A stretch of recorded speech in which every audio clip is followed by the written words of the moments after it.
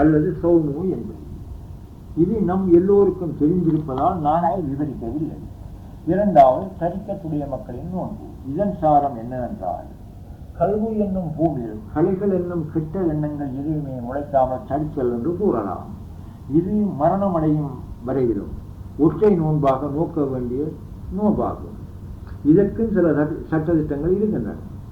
இந்த சட்டத்திட்டங்களின் விவரம் நல்லடியார்களான அவுலியாக்களுக்கு அன்றி மற்றவர்கள் பெரும்பாலும் அறிய மாட்டார்கள்.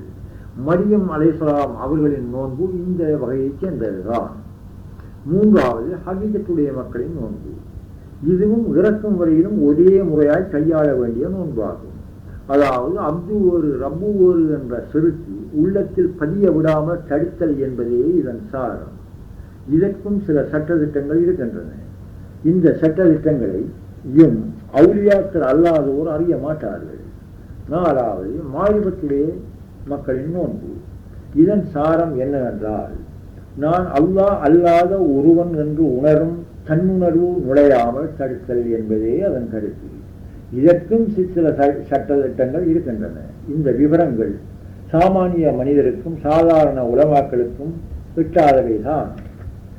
ஏனென்றால் இமாம்கள் ஷரியத்தில் உள்ள அவாம்களுக்கு நோன்பின் வெளிப்புறத்தை மட்டும் விளக்கினார்களே அன்றி அதன் உட்புறமான தரீக்கத், ஹகீகத், மாரிபத்துக்குரிய நோன்புகளை விளக்கி காட்டவே இல்லை. இது போலவே சலாத் என்ற தொழுகையின் வெளி உடலை மட்டும் விளக்கினார்களே அன்றி அதன் உட்படையான அந்தரங்க நுட்பங்களை விளக்கி தரவே இல்லை. இந்த இமாம்கள் சட்ட வல்லுநர்களே ஒழிய அவுலியாக்கள் அல்ல. ஆகவே அந்தரங்க நுட்பங்களை விளக்க வேண்டிய கடமையும் அவர்களுக்கு இல்லை. விவரமறியாத சாதாரண மனிதன் வழி தெரியாதவனாய் இருளில் தத்தளிக்கின்றான். காரணம், மார்க்க விளக்கம் மூடப்பட்டிருப்பதுதான். நாம் கூறியது மரியம் அலைஹிஸ்ஸலாம் அவர்களின் செய்திதான். ஆனால் நமது நபியும் இப்படி நோன்பிருந்தார்களா என்று ஒரு கேள்வி பிறக்கிறது. ஆம், 35 வயதிலிருந்து 40 வயது வரையிலும் இந்த நோன்பை கையாண்டிருக்கிறார்கள். இதற்குரிய ஆதாரங்கள் நிறைய இருக்கின்றன. நான் விரிவை பயப்படுவதால் சுருக்குகிறேன். நபி அவர்கள் இந்த தரீக்கத், ஹகீகத், மாரிபத் என்ற நோன்புகளில் வெற்றியடைந்து நபியான பிறகுதான் அவாம்களின் நோன்பை பரவலாக இறைநாட்டத்தோடு அமைத்து தந்திருக்கிறார்கள். மக்கள் இலகுவாய் படிப்படியாய் மேலேற வேண்டும் என்பதே அவர்களின் நோக்கம். நீங்கள் தபக்கன் தபக், அதாவது படிப்படியாய் முன்னேற வேண்டும் என்று குர்ஆன் கூறுகிறது. ரசூலுல்லாஹ்விடத்தில் 4 வகை நோன்பும் நிரப்பமாய் இருந்திருக்கின்றன. ஆனால் எமக்கு விளக்கம் தரப்படவில்லை. இந்த நோன்பு என்பது ரசூல் ஸல்லல்லாஹு அலைஹி வஸல்லம் அவர்களுக்கு முன்பும் இருந்ததுதான். ஆனால் ரசூல் ஸல்லல்லாஹு அலைஹி வஸல்லம் அவர்கள் அதில் சில சீர்திருத்தங்களை செய்து வந்திருக்கிறார்கள். இந்த சௌமு என்பது எப்படி 4 வகையினருக்கும் வழிகாட்டுமோ அதே போலத்தான் சலாத்து என்னும் தொழுகையும் அமைந்திருக்கிறது. சலாத்து என்ற சொல் உசுலத்து என்னும் சொல்லடியாய் பிறந்தது என்று நான் முன்பே கூறினேன். உசுலத்து என்றால் ஒதுங்கி இருத்தல், கல்வத்தில் இருத்தல் என்பது அதன் பொருளாகும். அதாவது மனிதனுடைய அறிவு அல்லது நபுசு ஆழ்ந்த உறக்கத்தின் போது மட்டும்தான் கொந்தளிப்பு அற்றதாய் இருக்கிறது. ஆயினும் உட்புலன்களை சார்ந்து அது இருப்பதால் சொற்பனம் என்னும் அவஸ்தையில் மாட்டிக்கொள்ளுகிறது.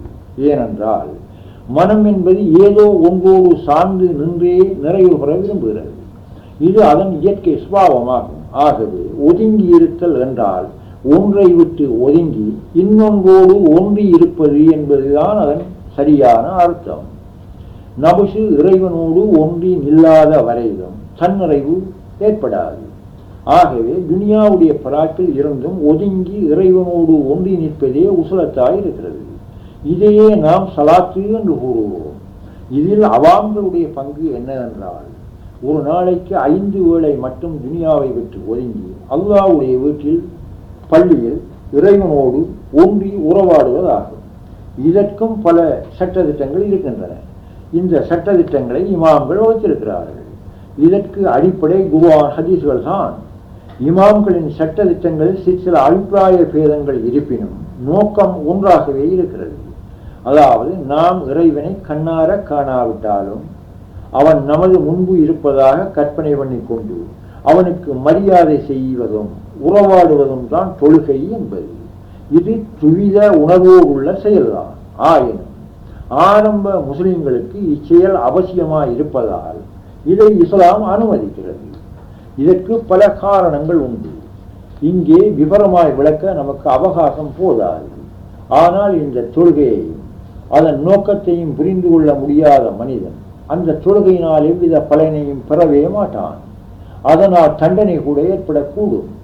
இத்தொழுகையில் மிக அபூர்வமான ரகசியங்கள் இருப்பதனாலும் பெரும்பாலும் இதில் மனிதனால் நாடப்படுவது இஹ்லாஸ் என்னும் ஏகாக்கிர சித்தமே ஆகும். இருதய அடக்கமும் அவயவ சாஷ்டாங்கமும் இல்லாதது வணக்கம் அல்ல என்று ரசூல் ஸல்லல்லாஹு அலைஹி வஸல்லம் அவர்கள் கூறுகிறார்கள். ஆனால் நம்மில் பெரும்பாலாய் பழக்கத்தினால் பின்பற்றல் முறையில்தான் தொழுகையை எடுத்துக் கொள்கிறோம். ஆகவே அதனால் பிரயோசனம் பெற தெரியாமல் தடுமாறுகிறோம்.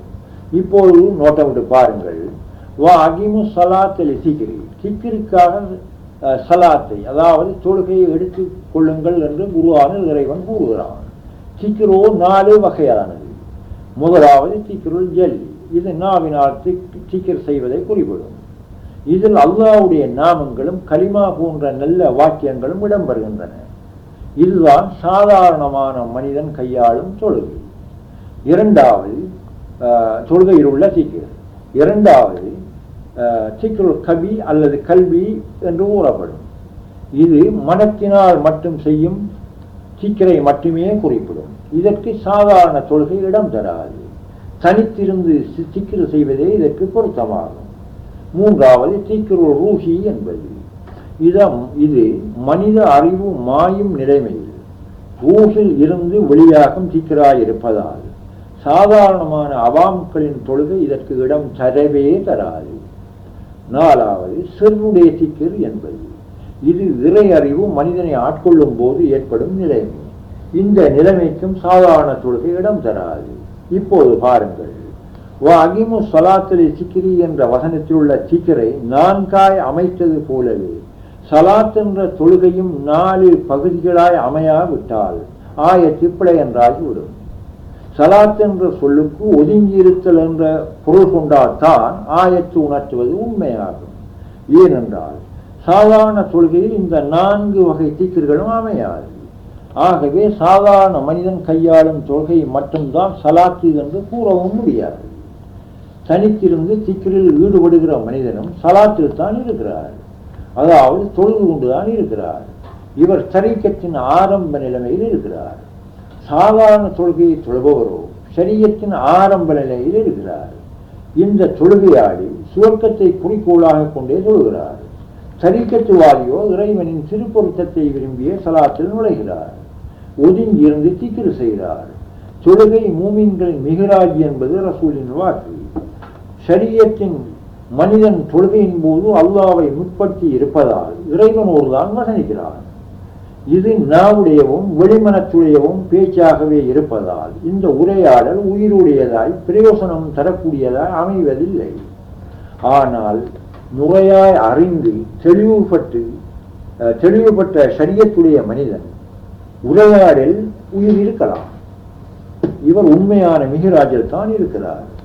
ஆனால் ஒதுங்கியிருந்து சிக்கிர் செய்பவரோ ஷரியத்தின் மனிதரை விட எவ்வளவோ உயர் பதவியில் இருக்கிறார். அல்லாவிலே தான் இருப்பதாக அல்லது அல்லாஹ் தன்னுடன் இருப்பதாக அவர் அறிகிறார். இவருடைய ஒதுங்குதல் தான் சிக்கரை பூரணப்படுத்துகிறது. இவருடைய நிலை தரீக்கத்தின் ஆரம்பமாய் இருக்கிறது.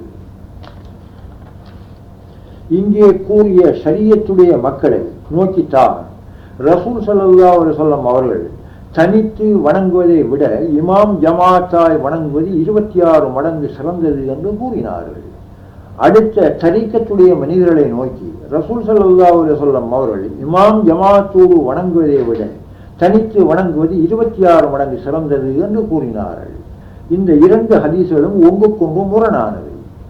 இந்த 2 ஹதீஸ்களிலும் வணக்கம் அல்லது தொழுகை என்பதை குறிப்பிடுவதற்கு சலாத் என்ற சொல்லே பாவிக்கப்பட்டிருக்கிறது.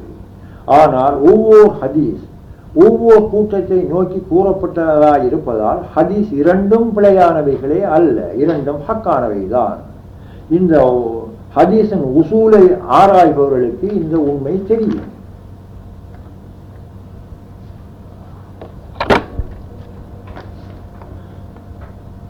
இந்த தரீகத்து மனிதர் பள்ளிவாசலுக்கு சென்று தொழாமல் இருப்பதால் மக்களிடத்தில் பிரச்சனைக்குரியவர் ஆகிறார்.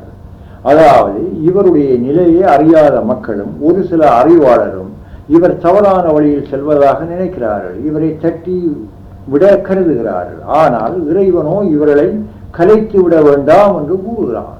குர்ஆனின் 6வது அத்தியாயம் 52வது ஆயத்தை நீங்கள் நோக்கி பாருங்கள். தங்கள் இறைவனின் திருப்பொருத்தத்தை விரும்பி காலையிலும் மாலையிலும் பிரார்த்தித்துக் கொண்டிருப்போரை நீர் விரட்டி விடாதீர். அவருடைய கணக்கிலிருந்து யாதொன்றும் உம்முடைய பொறுப்பாகாது. உம்முடைய கணக்கிலிருந்து யாதொன்றும் அவர்களுடைய பொறுப்பாகாது. ஆகவே நீர் அவர்களை விரட்டினால் அக்கிரமக்காரர்களில் நீரும் ஒருவராகி விடுவீர். இதுதான் ஆயத்தின் கருத்து. இதை பல முறை நீங்கள் வாசித்து விளங்குங்கள். இந்த ஆயத்துக்கு விளக்கம் தருகிற எத்தி வைக்கும் கூட்டத்தார் இந்த ஆயத்தின் ஆரம்பத்தை புரட்டி அழுது தொழுது பிரார்த்தனை செய்வோரை விரட்டி விடாதீர் என்பதுதான் இறைவன் கூறுகிறான் என்று கூறுகிறார்கள். சலாத் என்ற சொல் இந்த ஆயத்தில் எவ்விடத்திலும் இடம் பெறவே இல்லை. ஆகவே இவர்களின் கூற்று வெறும் பொய்யானது என்பது தெளிவாக எங்களுக்கு தென்படுகிறது. அதாவது இந்த புரட்டல் சுத்த பொய்யே ஆகும். எப்படி என்றால், தொழுது கொண்டிருக்கிற ஓர் மனிதனை ரசூலுல்லாஹ் விரட்டி விட மாட்டார்கள். அல்லாஹ் இதை அறிந்துதான் இருக்கிறான். தொழாமல் இருக்கிற ஓர் மனிதனைத்தான் ரசூல் ஸல்லல்லாஹு அலைஹி வஸல்லம் அவர்கள் தட்டி கலைக்க முற்படுவார்கள். அப்படி செய்ய வேண்டாம் என்றுதான் இறைவன் கூறுகிறான். ஆகவே இந்த மனிதர் சாதாரண தொழுகை தொழாதவராயும் சிக்கிரு மட்டும் செய்பவராயும் அடிக்கடி திருப்பொருத்தத்தை ஓங்குதலை வேண்டி துவா செய்பவராகவும் தான் இருந்திருப்பார். இவரைத்தான் நாம் தரீகத்தின் ஆரம்ப நிலைமையில் உள்ளவர் என்கிறோம். இந்த நிலைமையில் உள்ள மனிதரை கலைக்க விரட்ட வேண்டாம் என்றுதான் நபிக்கு இறைவன் வற்புறுத்துகிறான். இது வழிகேடு என்று இருந்தால் இறைவன் விரட்டிவிடும்படியே கூறியிருப்பான். ஆகவே சாதாரண தொழுகை தொழாமல் இருந்து கொண்டு ஒருவர் தீக்கிரு செய்வது பிழை, வழிகேடு என்று மிம்பரில் ஏறி பிரசங்கம் செய்கிற மூளை வளர்ச்சியற்ற ஒரு சில மௌலவிகள் இந்த ஆயத்தை வாசிக்கவில்லையா? வாசித்தும் விளங்கிக் கொள்ளவில்லையா? இவர்களை மாற்ற வழிகாட்டிகளாக மக்கள் எப்படி ஏற்றுக்கொள்வது? தொழுகையற்றவர் வழிகேடர் என்கிறார்களே, எந்த ஆதாரம் தருகிறார்கள்? இவர்கள் உணர்வது வாய் வேதாந்தமே அன்றி ஆதாரம் உள்ளதல்ல. ஆதாரமாய் உள்ள குர்ஆன் ஹதீஸ்களின் போதனையும் அல்ல. ஓர் இறைவழி செல்லும் சூபியை தட்டி கலைக்க நபிக்கே உரிமை இல்லை என்றால் மார்க்கம் என்பது என்ன என்று தெரியாத எத்தும் கூட்டமான ஜாகில்களுக்கு இந்த சூபிகளை காபிர்களாய் கணிக்கவும் தட்டி கலைக்கவும் அதிகாரம் கொடுத்தவர் யார்? சில சமயம் நண்பர் இலியாசோ அல்லது அப்துல் வஹாப் அவர்களோ அல்லது தைமியா அவர்களோ தான் கொடுத்திருக்க வேண்டும்.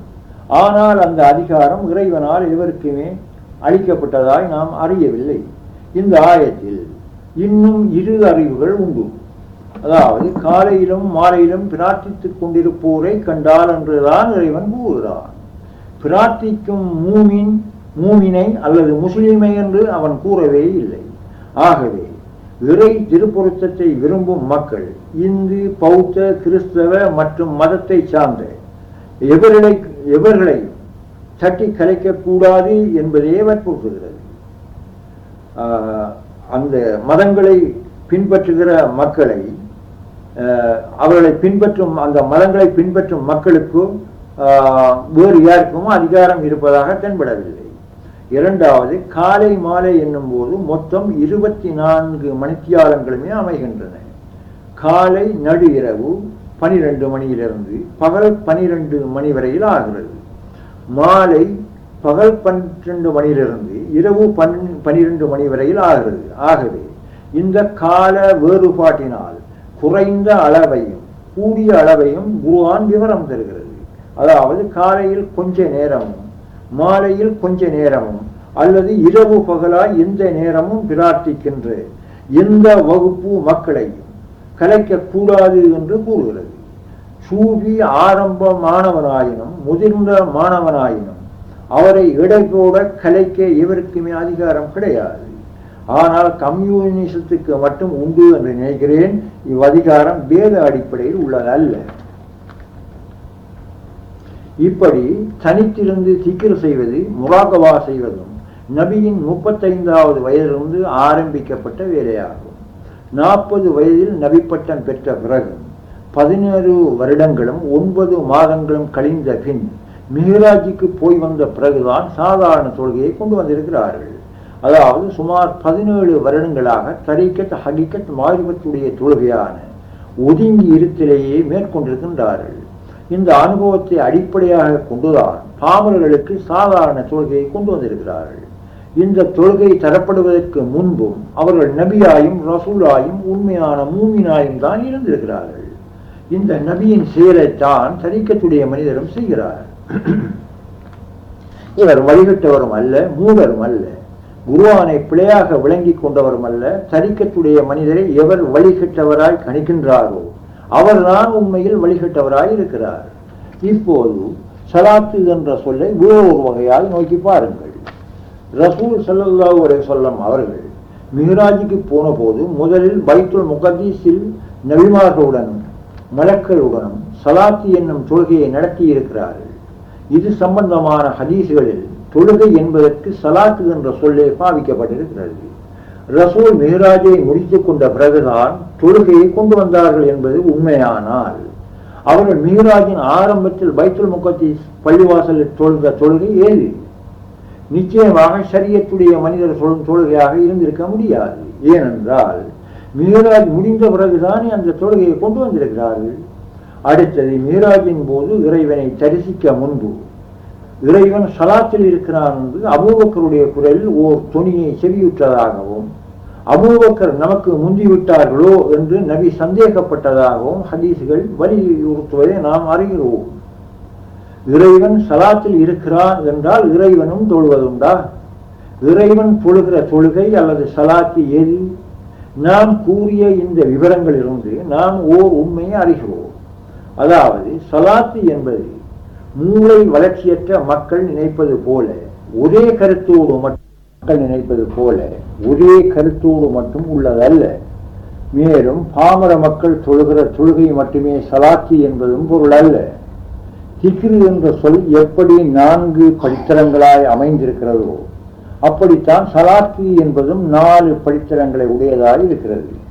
அப்படி இல்லை என்றால் திக்ருக்காக தொழு என்று பொருள் தருகிற வா அகீமு ஸலாத்தலி திக்ரி என்ற குர்ஆனின் வசனம் பிழை என்று கூற வேண்டி ஏற்படும்.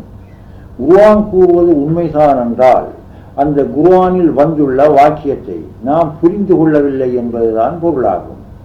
நாம் உண்மையாக குர்ஆனை புரிந்து கொள்ளாமல் நூல் அறிவிலும் கேள்வி அறிவிலும் சிக்குண்டு விளக்கம் தென்படாத மயக்கத்தில் சிக்குண்டிருக்கிறோம் என்பதுதான் உண்மை.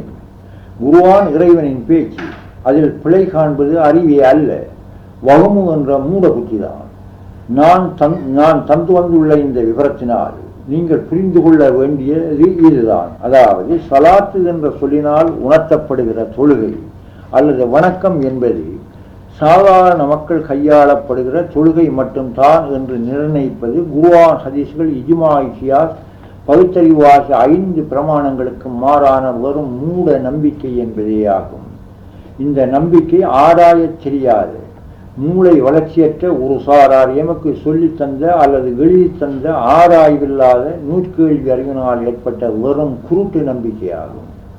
இந்த மூட நம்பிக்கையில் உள்ள சிலர் இப்போது மட்டும்தான் இருக்கிறார்கள் என்று நாம் நம்ப வேண்டாம். அவுலியாக்கள் தோன்றிய ஒவ்வொரு காலத்திலும் இருந்துதான் வந்திருக்கிறார்கள். இவருடைய மூடல் தான் பாமர மக்களை படுகொலியில் தள்ளி இருக்கிறது. மூமினையும் முஸ்லிக்கையும் பிரிப்பது தொழுகைதான் என்னும் ஹதீஸில் பாவிக்கப்பட்டுள்ள வசனமும் ஸலாத்து என்பதுதான். இந்த சொல்லின் உண்மையை உணர்ந்து கொள்ளாத மக்கள் தான் ஒரு சாரார் ஆதாரம் இல்லாத பிடிவாதம் கொள்ளுகிறார்கள். இப்போது நாம் எடுத்துக்கொண்ட ஒமா ஹலகத்துல் ஜின்ன வல்லின்ஸ இல்லா லியஅபுதூன் என்ற ஆயத்தையும் வஅபுது ரப்பக ஹத்தா யஅத்தியக்கல் யகீன் என்ற ஆயத்தையும் மீண்டும் ஒரு முறை பாருங்கள். இபாதத் என்ற சொல்லை நோக்குங்கள். அடுத்த ஆயத்திலும் இந்த இபாதத் என்ற சொல் தான் இடம்பெறுகிறது. இந்த இபாதத் என்ற சொல்லுக்குள் சலாத் என்ற சொல்லின் பொருளான தொழுகை வணக்கம் என்ற பொருளை நாம் கற்பித்தால் ஆயத்துக்கள் இரண்டும் பிழையாகவே முடியும் என்பதை நீங்கள் உணர்ந்து கொள்வீர்கள். அப்படி அல்லாமல் இபாதத் என்ற சொல்லின் உண்மை பொருளை கொடுத்தால் குர்ஆன் காட்டும் வழி அறிவுக்கு பொருத்தமாயிருப்பதை நீங்கள் காண்பீர்கள். ஷரியத், தரீகத், ஹகீகத், மாரிபத் ஆகிய 4 நிலைமைகளையும் விளக்குவதாயும் மனிதனை அந்த 4 நிலைமைகளிலும் சடைவில்லாமல் அழைத்து தன்னுடைய சொந்த நிலைமையில் சரிபடுத்துவதற்காகவுமே குர்ஆன் தரப்பட்டுள்ளது என்பதாயும் அதை புரட்டுவதோ மறைப்பதோ தகாது என்பதாயும் உங்களுக்கு தெரிய வரும். மேலே காட்டிய விவரங்களில் ஹகீகத், மாரிபத் ஆகிய 2 நிலைமைகளை நான் இங்கு தரவில்லை. ஏனென்றால் இது மனிதனின் சாதாரண அறிவு திணறக்கூடிய ஞான விளக்கமாய் இருக்கிறது. ஷரியத், தரீகத் என்பவையோ சாதாரண தெளிந்த அறிவுடைய எவருக்குமே இலகுவாய் விளங்கக்கூடியதாய் இருப்பதால் அவ் 2 நிலைமைகளையும் மிக குறுகுதலாய் ஒப்பிட்டு காட்டி விளக்கியிருக்கிறேன். இதுவே உங்களுக்கு இப்போது போதும் என்று நினைக்கிறேன். ஆனால் முன்பு நாம் விளக்காத ஓர் விஷயத்தை இப்போது நோக்குவோம். அதாவது ரசூல் ஸல்லல்லாஹு அலைஹி வஸல்லம் அவர்களும் அவருடைய ஸஹாபாக்களும் உயர்ந்த நிலையில் இருந்தும் இறக்கும் வரையிலும் வணங்கியே வந்திருப்பதால் திடீரென அவ்வுண்மையை மறக்க முடியாமல் பூரணமாய் ஏற்றுக்கொள்ள வேண்டியதாய் இருக்கிறது. ஆகவே தொழாமல் இருந்து திக்ர் செய்வது எங்களுடைய தற்போதைய அறிவுக்கு விரோதமாய் தென்படுகிறது என்று என்னிடம் நீங்கள் வினவினால் இந்த குழப்பத்தை தீர்த்து வைக்க வேண்டியது என் கடமையாக இருக்கிறது. அதாவது இந்த குழப்பம் நான் தந்த விளக்கத்தை விளங்கிக் கொள்ளாததால் ஏற்பட்ட மயக்கமாய் இருக்கிறது. இதை ஓரளவு தெளிவுபடுத்துவோம். படைத்ததிலும் முதலாவது படைப்பு என் நூரே, அதாவது என் ஒளியே என்று ரசூல் ஸல்லல்லாஹு அலைஹி வஸல்லம் அவர்கள் கூறியிருக்கிறார்கள். குர்ஆன், ஹதீஸ் முதலாம் 5 பிரமாணங்களை கொண்டும் கலிமா ஒரே கருத்துடைய மூக்கமாற்று என்றும் அதன் கருத்து எப்போதும் மாறாதது, மாற்ற முடியாதது என்றும் ஈமானின் உண்மையை நீ அறிவாயாக என்ற நூலில் நான் தெளிவாய் விளக்கியிருக்கிறேன். கலிமாவின் விளக்கப்படி அல்லாஹ்வை அன்றி ஒன்றுமே கிடையாது என்பது நிரூபணமாய் இருக்கிறது. ஆகவே படைத்தல், அழித்தல், காத்தல் ஆகிய 3 தொழில்களிலும் இறைவன் ஈடுபடுகிறான் என்றால் இங்கே ஓர் மயக்கம் ஏற்படுகிறது. அதாவது சமதாய் இருப்பவன் செயலில் இறங்க முடியாது, செயல் உள்ளவன் தேவையுடையவனாகவே இருப்பான். இன்னமல் ஆமாலு பின் நியாத்தி என்பது ஹதீஸ். இதை உறுதிப்படுத்தும் ஆயத்துக்களும் இருக்கின்றன. ஆகவே தேவையுடையவன் சமதாயும் சமது தேவையுடையவனாயும் இருக்க முடியாது. ஆகவே படைத்தல், காத்தல், அழித்தல் என்ற சொற்பிரயோகங்கள் நமக்கு மயக்கத்தை ஊட்டுகின்றன. மேலும் கலிமாவின்படி இறைவன் மட்டுமே இருக்கிறான் என்றால் அவன் எதிலிருந்து படைப்பது? தன்னிலிருந்தே படைத்தான் என்றால் அவன் குறைவுடையவனாகிறான், அதாவது தேவையுடையவனாகிறான். இரண்டாவது, தன்னிலிருந்து படைக்கப்பட்ட அவ்வளவும் அவனை விட்டும் வெளியில் நீங்கிவிட்டது என்றால் முன்பிருந்த அவன் சிருட்டிகள் வெளியான பிறகு முன்பிருந்த நிறையில், பருமனில், உயர்வு தாழ்வுகளில் குறைந்து இப்போது நிறை குறைந்தவனாய், மெல்லியவனாய், தேய்வுபட்டவனாய் விடுகிறான் என்றாகிறது.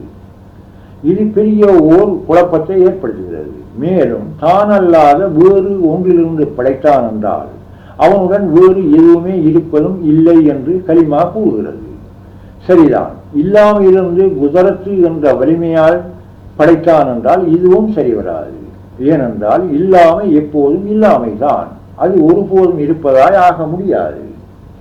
அதாவது இல்லாத ஒன்று வரவே முடியாது. இது ஆண்டோர் அறிந்த தத்துவம் மட்டுமல்ல, அனுபவ உண்மையும் இதுதான். குர்ஆன், ஹதீஸ்கள் முதலாம் பிரமாணங்களும் இல்லாதது இல்லாததே என்றும் இல்லாதது வரவே வராது என்றும் தீர்ப்பு செய்திருக்கின்றன. ஆகவே படைத்தல் என்றால் என்ன, அழித்தல் என்றால் என்ன, காத்தல் என்றால் என்ன என்பதை நாம் முதல் புரிந்து கொள்ள வேண்டியதாக இருக்கிறது. நாம் முன்பு கூறிய ஹதீஸின் படி ரசூலுடைய நூறான் முதலில் படைக்கப்பட்டிருக்கிறது என்பதை அறிகிறோம். ஆனால் படைத்தல் தான் நமக்கு விளங்க முடியாததா இருக்கிறது. இந்த படைத்தல் என்னும் சொல் கர்ண பரம்பரையாய் மனிதர்களால் கையாளப்பட்டு வருகிற ஓர் வழக்கு சொல்லாகும். படைத்தல் என்றால் ஒன்றை இன்னொன்றாக மாற்றுதல் என்பதே பொருள். அழித்தல் என்றாலும் இதே பொருளைத்தான் தரும். அதாவது ஒன்றாய் இருந்ததை இன்னொன்றாய் மாற்றினான் என்பதே அதன் அர்த்தம். இதற்கு ஓர் உதாரணம் அவசியமாகிறது. அதாவது சிகரெட்டை நாம் பற்ற வைக்கும் போது சிகரெட் படிப்படியாய் மாறி முடிவில் சாம்பராகி விடுகிறது. சிகரெட் இல்லாத போது சாம்பராய் மாற்றப்பட்டு இருக்கிறது. அதாவது சிகரெட் இப்போது சாம்பரால் மாற்றப்பட்டு இருக்கிறது. ஆகவே சிகரெட் அழிவது சாம்பரின் பிறப்பாய் அல்லது படைப்பாய் அமைகிறது. அதாவது சிகரெட் அழிக்கப்படாமல் அல்லது மாற்றப்படாமல் சாம்பர் பிறக்க அல்லது படைக்கப்பட முடியாததாய் இருக்கிறது. ஆகவே படைத்தல் என்பதே அழித்தலாயும் அழித்தலே படைத்தலாயும் அமைந்திருக்கின்றன. காத்தல் என்பதும் இதே பொருளை ஒட்டித்தான் இருக்கிறது. ஒரு பொருள் அழிந்து இன்னொரு பொருளாய் மாறும் வரையிலும் இருக்கும் நிலைமையைத்தான் காத்தல் என்கிறோம். ஆகவே படைத்தல், அழித்தல், காத்தல் என்ற சொற்கள் ஒரே விஷயத்தின் மூன்று நிலைமைகளையும் விளக்கம் தருகிற மூன்று தனி சொற்களாய் இருந்தாலும் அம்மூன்று சொற்களாலும் குறிப்பிடப்படுவது ஒரே விஷயமாக இருக்கிறது. இப்போது ரசூல் ஸல்லல்லாஹு அலைஹி வஸல்லம் அவர்களால் தரப்பட்ட ஹதீஸை நோக்கினால் அதில் இடம்பெறுகிற படைத்தல் என்பது நாம் முன்பு விளக்கிய படைத்தலை போல் குறிப்பிடப்பட்டதல்ல. இங்கே பாவிக்கப்படும் சொல் ஹாலிக் என்பதே ஆகும். இந்த ஹாலிக் என்ற சொல்லுக்கு படைத்தல் என்று நாம் தமிழில் பொருள் கொண்டாலும் ஒன்று இன்னொன்றாய் மாறுவது என்று பொருள் கொள்ளக்கூடாது. இந்த ஹாலிக் என்ற சொல்தான் வமா ஹலக்கத்துல் ஜின்ன ஒல் இன்ஸ இல்லா லியஅ்புதூன் என்ற ஆயத்தில் ஹலக்கத்துல் என்ற பகுதியில் பாவிக்கப்படுகிறது.